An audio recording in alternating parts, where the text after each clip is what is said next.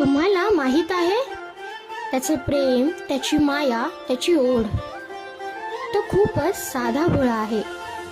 चुकलं तर माफ करतो, विसरलेली वाट दाखवतो, प्रेम करतो, न चुकता प्रत्येक वर्षी भेटायला येतो.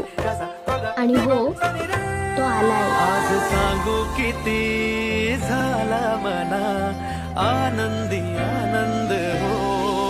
आज वाजत गाजत आमच्या घरात आले हो गणपती आले. सणा साजरा झाला हा आज खरा. घरात गणपती आले. आज वाजत गाजत आमच्या घरात आले हो गणपती आले.